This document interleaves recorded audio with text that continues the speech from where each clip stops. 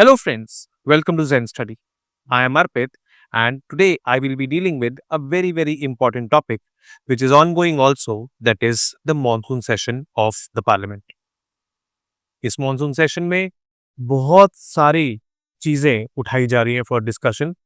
The major thing is operation Sindhu. But क्या होता है ये मॉनसून सेशन?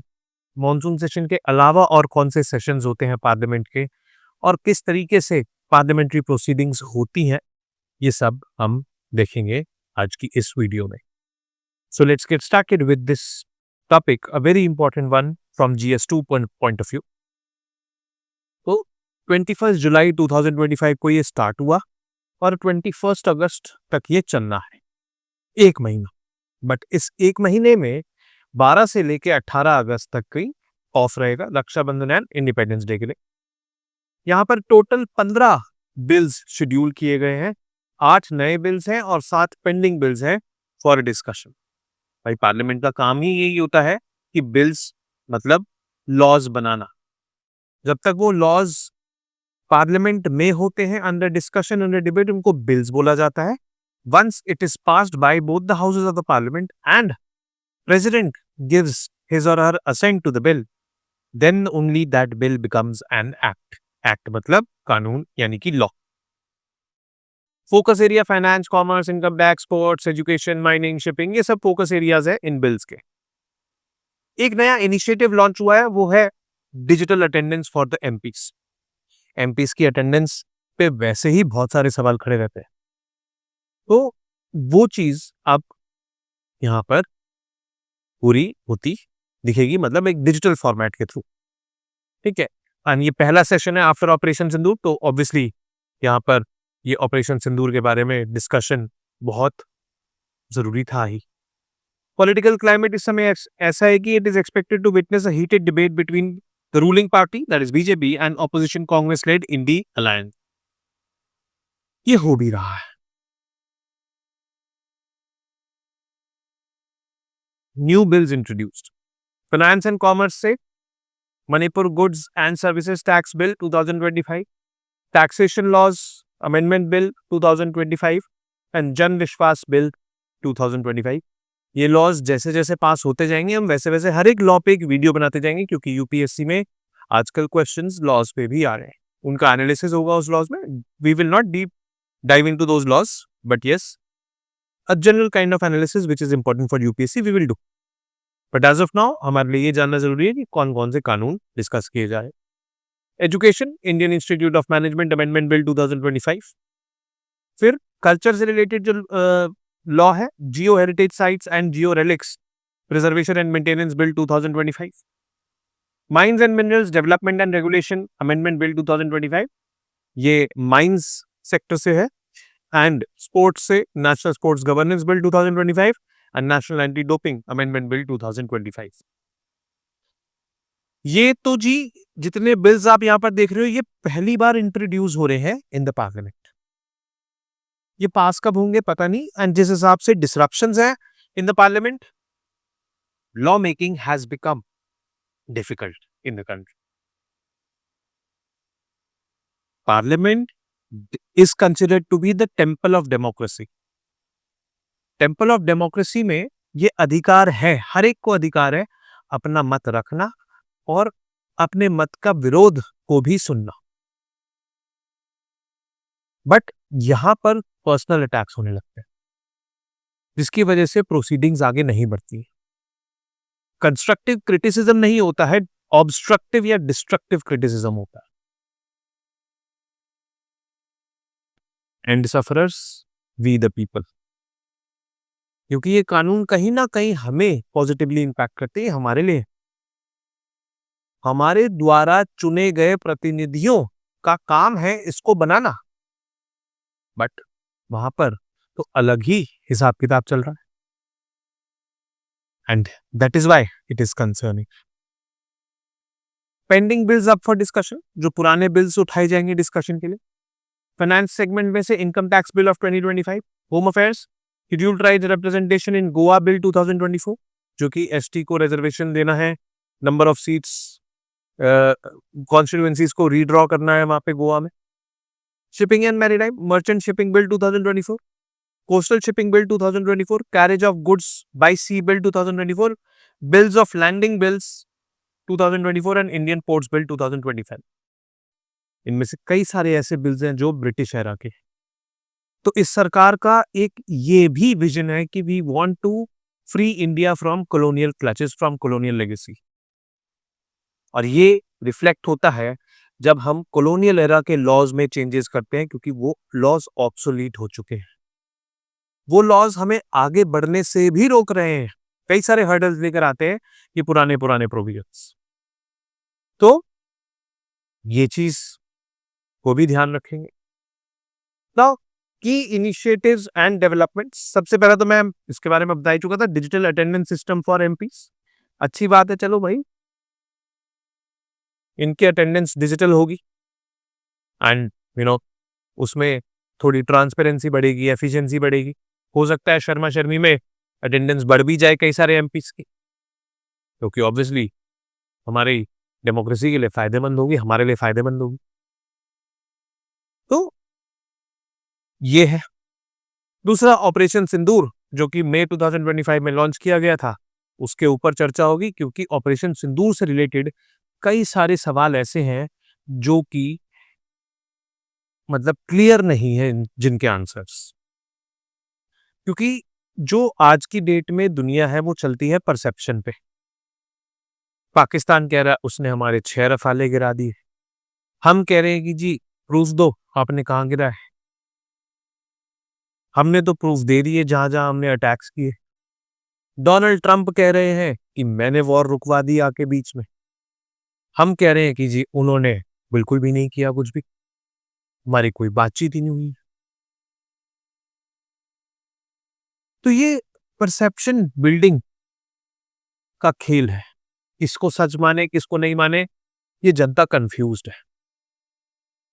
हो सकता है इस डिबेट और डिस्कशन से कुछ कंफ्यूजन कम हो। तो ये चीज ऑब्वियसली बहुत जोरों शोरों से डिस्कस की जा रही है। फिर इंटरनेशनल रिलेशंस डिबेट ये हो रही है कि भाई हमारी फॉरेन पॉलिसी को क्या हुआ, बाहर वाले आकर क्यों हमारे लिए डिसीजंस ले रहे हैं, वो क्यों अनाउंस कर दे रहे हैं, इस टाइप से चीजें हो रही है। एंड यहाँ पर हमारी फॉरेन पॉलिसी को क्वेश्चन किया जा रहा है। टैरिफ्स को भी लेकर बहुत सारे सवाल उठ रहे हैं कि भाई ट्रंप ने टैरिफ लगा दिए हैं तो भाई क्या रहेगा सी, इंडियन इकोनॉमी किस तरीके से इंपैक्ट होगी। अब overall sessions of the parliament, ये तो मॉनसून सेशन की मैंने बात कर दी, कौन कौन से बिल्स पिकअप होने वाले हैं, क्या क्या और मतलब डेवलपमेंट्स है with respect to this particular session. But अब हम यहाँ पर बात करेंगे overall sessions of the parliament किस टाइप के होते हैं, कितने कितने होते हैं, कब कब होते हैं, कॉन्स्टिट्यूशन में क्या लिखा हुआ सेशंस के लिए, क्योंकि ये इंफॉर्मेशन हमारे लिए एज एस्पिरेंट्स जरूरी हो जाती है। तो आर्टिकल 85(1) ऑफ द कॉन्स्टिट्यूशन कहता है कि जो प्रेसिडेंट है ऑफ इंडिया है वो समन करेंगे। समन मतलब एक ऑफिशियल इनविटेशन भेजेंगे टू ऑल द एमपीस। इस सेशन पार्लियामेंट का इतनी तारीख को शुरू हो रहा है, इतनी तारीख को खत्म हो रहा है, इस सेशन में इतनी सिटिंग्स होंगी, ये टॉपिक्स फॉर डिस्कशन होंगे। ये एक ऑफिशियल इनविटेशन सा होता है which is extended by the president to all the MPs and it is mentioned in article 85(1). ठीक है। अब सेशन ऑफ द पार्लियामेंट के बारे में कॉन्स्टिट्यूशन में क्या लिखा है? कॉन्स्टिट्यूशन में कुछ नहीं लिखा है कि सेशन इतना लंबा होना चाहिए, इतनी सिटिंग्स होनी चाहिए, ऐसा कुछ भी नहीं लिखा है। बस एक चीज लिखी है कि 2 सेशंस के बीच में 6 महीने से ज्यादा का गैप नहीं होना चाहिए। 2 सेशंस के बीच 6 महीने से ज्यादा का गैप नहीं होना चाहिए, ये लिखा है। इसका मतलब यह है कि मिनिमम 2 सेशंस तो होने ही चाहिए साल में। बट इंडिया में होते कितने हैं? हमारी कंट्री में साल के 3 सेशंस होते हैं। ये एक प्रथा चली आ रही है, एक कन्वेंशन चली आ रही है। कॉन्स्टिट्यूशन तो बस इतना कह देता है कि जी 6 महीने से ज्यादा गैप नहीं होना चाहिए 2 सेशंस के बीच में। अब 3 सेशंस हो रहे तो ऑब्वियस सी बात है, वो बात तो रखी जा रही जो कॉन्स्टिट्यूशन में। 6 महीने से ज्यादा गैप हो ही नहीं सकता जब 3 सेशंस हो रहे हैं तो। एक है जी बजटरी सेशन जो कि फरवरी मार्च में होता है। दूसरा है जी मॉनसून सेशन जो आजकल चल रहा है, 21 जुलाई से 21 अगस्त तक इस बार है। और एक होता है विंटर सेशन जो कि दिसंबर के आसपास होता है। तो ये 3 सेशंस होते हैं। इनके अलावा अगर प्रेसिडेंट चाहे तो वो स्पेशल सेशन भी कन्वीन कर सकता है। क्या स्पेशल सेशंस कन्वीन हुए हैं? बिल्कुल हुए हैं। वो देखेंगे कब कब हुए। But as of now constitution में आर्टिकल 85(1) के तहत लिखा है कि president has to summon the parliament, means the president has to extend an official invitation to all the MPs to come for the session.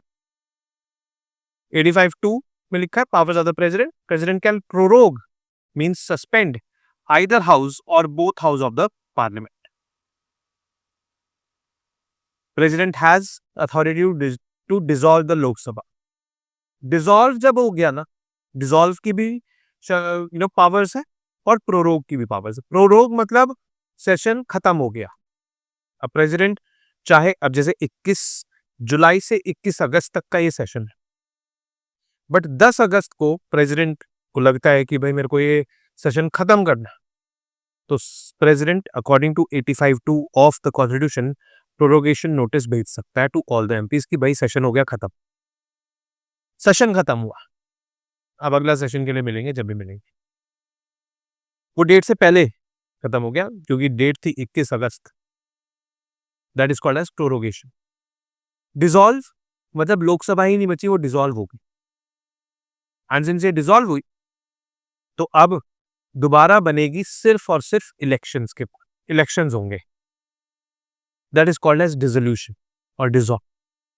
Dissolution बहुत बड़ी बात हो जाती है, ये ऑटोमेटिकली 5 साल बाद डिसॉल्व हो जाती है, या फिर प्रेसिडेंट जब चाहे तब को कर सकते हैं। नो कॉन्फिडेंस मोशन पास हो गया तो डिसॉल्व हो जाती है। पर एक चीज का ध्यान रखेंगे, प्रोरोग के बाद इलेक्शंस नहीं होंगे, डिसोल्यूशन के बाद इलेक्शंस होंगे। Types of sessions of parliament.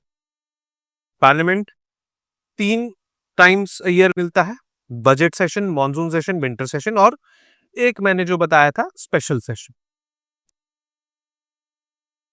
तो बजट सेशन जो होता है फरवरी मार्च, ये सबसे लंबा सेशन होता है।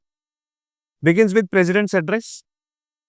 यहां पर यूनियन बजट पेश किया जाता है। यूनियन बजट में हमारे आने वाले साल का क्या बजट रहेगा, क्या एलोकेशंस रहेंगी, कौन सी मिनिस्ट्री को, कौन सी डिपार्टमेंट को कितनी एलोकेशन, जो पिछला साल रहा है उसकी क्या परफॉर्मेंस रही है, पिछले साल इतनी एलोकेशन करी थी, इतना खर्चा किया, यहाँ किया, ऐसे किया, ये सब चीजें होती। Parliamentary committee review budget proposals during recess. अब इसमें क्या होता है कि जब गवर्नमेंट बजट पेश कर देती है उसके बाद थोड़े दिन के लिए ब्रेक हो जाता है। उस ब्रेक के दौरान, उसको रिसेस बोलते हैं, उस ब्रेक के दौरान जो कमिटीज वगैरह होती हैं पार्लियामेंट की, वो उस बजट को एनालाइज करती हैं, स्टडी करती हैं, एलोकेशंस को देखती हैं, और फिर उसके बाद अपनी फाइंडिंग्स निकालती हैं। एंड देन उन फाइंडिंग्स पे वापस से जब सेशन शुरू होता है तब डिस्कशंस, डिबेट्स वगैरह शुरू हो जाती। तो बजटरी सेशन पहला पोर्शन जहां पर बजट ले किया गया, फिर थोड़े दिन का ब्रेक, फिर ब्रेक के बाद resume discussions on the findings of the committees on the provision of the budget. ये इतना लंबा चलता है budgetary session.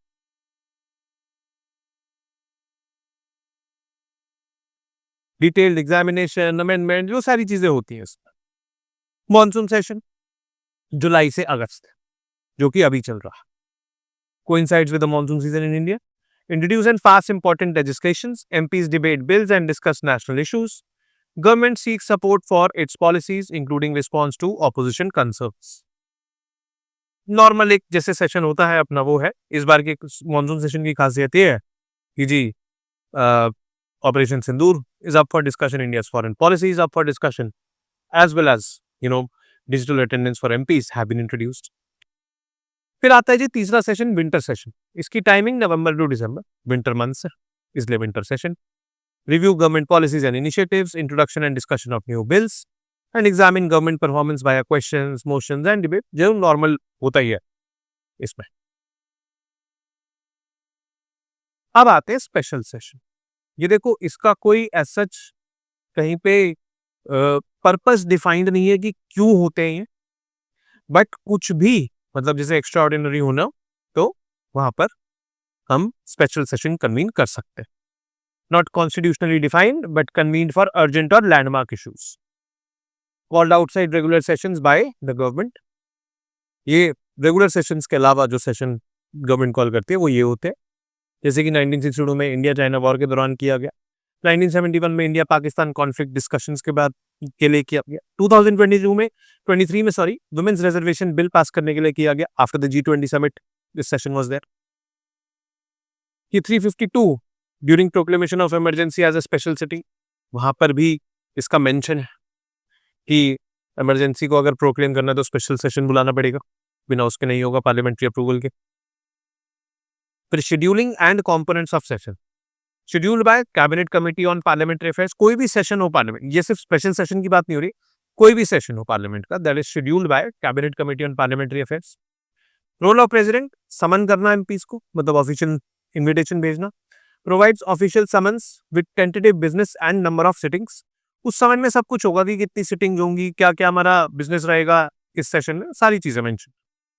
Components, each session consist of multiple meetings with morning and afternoon sittings. Morning sitting होती है, फिर लंच होता है, फिर उसके बाद आफ्टरनून सिटिंग होती है, तो इस तरीके से होता है. की पार्लियामेंट्री प्रोसीजर्स, अब जैसे समन का मतलब हो गया official invitation.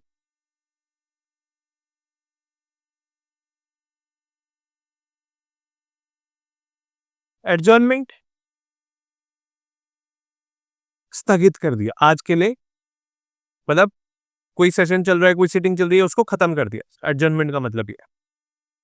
Adjournment sine die, खत्म कर दिया बट टाइम नहीं बताया कि अगला कब मिलेंगे, टाइम नहीं बताया, तो ये सिटिंग को खत्म करने के लिए होती है. सेशन तो पूरा सेशन हो गया ना लंबा, एक महीने का. अब एक महीने के सेशन में कई सारी सिटिंग्स होंगी, सिटिंग्स को खत्म करने के लिए कहते हैं ना, अगर स्पीकर कह रहा है कि the parliament the house is adjourned for the day, तो एडजर्न्ड मतलब उसने टाइम बता दिया, फॉर द डे मतलब आज के लिए. अगर वो टाइम नहीं बताए कि अगला कब मिलेंगे, तो स्पीकर बोलेगा एडजर्न्ड साइन डाई, मतलब एडजर्न हो गया है बट अगला कब मिलेंगे वी डोंट, वो आपको पता लग जाएगा. That is adjourn sine die, और एडजर्नमेंट और एडजर्नमेंट साइन डाई में ये फर्क है. फिर प्रोरोगेशन, सेशन खत्म कर दिया पूरा, जो एक महीने का था वो सेशन खत्म. तो लेट्स सपोज ये वाला जो मॉनसून सेशन है ये चलता है 21 अगस्त तक पूरा, ठीक है, वो दिन है जिस पर ये प्रोरोग. तो वहां पर उस दिन की जो लास्ट सिटिंग होगी 21 अगस्त की, उस दिन जो हमारे डिसाइडिंग ऑफिसर होंगे वो कहेंगे the house is adjourned sine die, we are proroguing it, मतलब सेशन खत्म हो गया. प्रोरोगिंग का मतलब सेशन खत्म. एडजर्न्ड साइन डाई मतलब हम अगली बार कब मिलेंगे अभी डेट डिसाइडेड नहीं है. तो ऐसा. रिसेस, दो सेशंस के बीच का जो समय है उसको रिसेस बोलते हैं. और जैसा कि मैंने आपको बताया था, जो बजटरी सेशन होता है उसमें वो दो हिस्सों में बटा हुआ होता है. पहले हिस्से में बजट ले किया जाता है, उस पर डिस्कशन डिबेट होती है. फिर उसके बाद थोड़े दिन का ब्रेक होता है, जिस ब्रेक में कमिटीज वगैरह वो सब रिव्यू कर रही होती है एलोकेशन वगैरह का, उसको भी रिसेस बोलते हैं. वो पीरियड दो सेशंस के बीच में या फिर दो सिटिंग्स के बीच में जहां पर पार्लियामेंट ब्रेक पे है, that is recess. Dissolution, dissolution मतलब डिसॉल्व हो गया ये, अब इलेक्शंस ही होंगे लोकसभा के, तभी ये फॉर्म हो पाएगी Lok Sabha. Summoning initiated by the president, CCPS की recommendation, cabinet committee on parliamentary affairs, इसकी रिकमेंडेशन पे प्रेसिडेंट समन करता है, भेजता है. Adjournment, temporary suspension of a sitting, hours days और वीक्स के लिए हो सकता है. Business resumes on reconvening. Adjournment sine die, and sitting indefinitely without a fixed date for resumption, time नहीं बताया कि कब तक है स्थगित. Sine die. Prorogation, formal end of a session by president, session and हो गया और प्रेसिडेंट कर सकता है इसको प्रोरोग, अब अगले सेशन के लिए मिल. Recess period between prorogation of one session and start of the next session. उसके बीच का जो पीरियड होता है, जैसे कि अब 21 अगस्त से लेके नवंबर में जब शुरू होना है हमारा विंटर सेशन, ये वाला जो पीरियड होगा इसको रिसेस बोलेंगे. Resolution, complete termination of Lok Sabha. It triggers general elections. General elections होंगे तभी लोकसभा फॉर्म हो सकता है. ठीक है. अब बात करते हैं बिल्स की, कि अगर डिसॉल्व हो जाती है लोकसभा, है ना, तो बिल्स का क्या होगा. देखो, एक तो हर 5 साल में हो ही जाती है, डिसॉल्व इलेक्शंस होने होते हैं, या उससे पहले अगर प्रेसिडेंट चाहे तो डिसॉल्व कर सकता है. नो कॉन्फिडेंस मोशन पास हो गया तो डिसॉल्व हो जाएगी.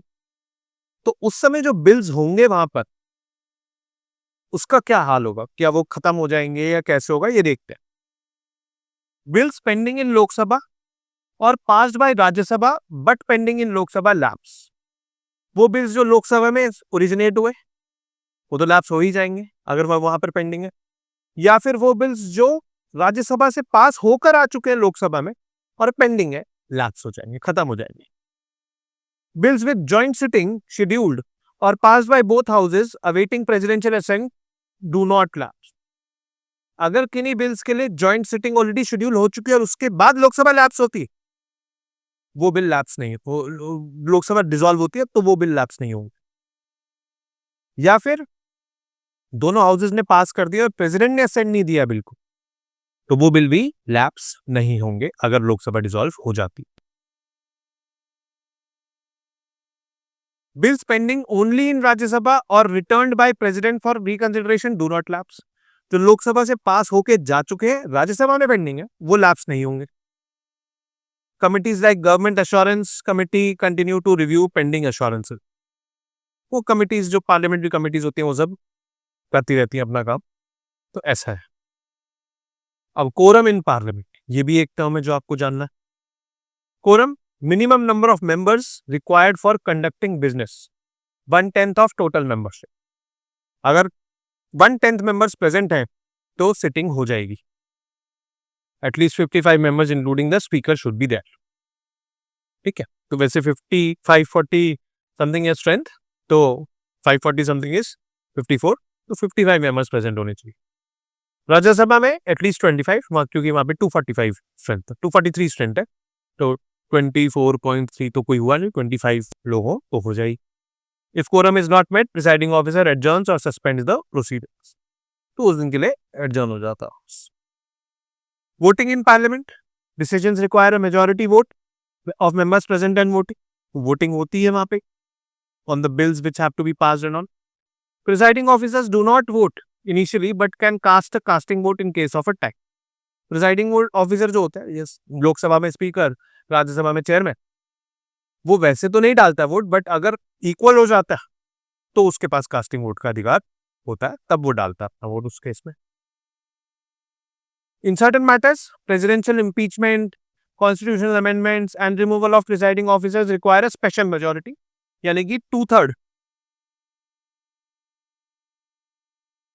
present and voting, that is special majority. और एक टाइप की स्पेशल मेजोरिटी वो भी होती है कि ये जो 2/3 है, जो निकल के आएगा figure, that should be more than 50% of the total strength of the house. तो ये चीज हो गई. Methods of voting, voice vote होती है. कहते for those who are in favour say aye, those who are in favour say no. तो वो डिपेंड करता है आवाज कितनी तेज है, वो पता लग जाता है कि who are for ayes and who are for noes. Division vote, used if voice vote is challenged. Members vote electronically on slips or by physically moving to different lobbies. तो इस तरीके से वोटिंग भी होती है अगर वॉइस वोट कंट्रोवर्शियल हो जाता है, चैलेंज हो जाता है. Casting vote given by the speaker in case of a tie, वो स्पीकर या फिर राज्यसभा में चेयरमैन. ठीक है. तो इस तरीके से वोटिंग की जाती है. वोटिंग की जाती है उन लोगों के द्वारा जो कि टेम्पल ऑफ डेमोक्रेसी में बैठे हैं. वोटिंग की जाती है उन लोगों के द्वारा जिनके लिए हमने वोट करके उनको भेजा वहां. They are are representatives over there. So they have to keep the concerns of the people in the house. They have to pass the laws, make the laws for the people in the house, because they are by us, they are for us. ये चीज समझना बहुत जरूरी है. And we as responsible citizens should be questioning the effectivity of the parliament. Obviously, lot of money is also spent on the parliament. 2.5 lakh रुपए 1 minute का खर्चा है पार्लियामेंट चलाने, और ये टैक्स पेयर्स मनी है जो खर्च हो रही. तो हमारा सवाल पूछना बनता है, एक अवेयर सिटीजन का सवाल पूछना बनता है. इसी के साथ ये वीडियो यहीं पर खत्म होती है. I will be meeting you for the next topics. Till then, you guys stay tuned. Namaste. Jai Hind.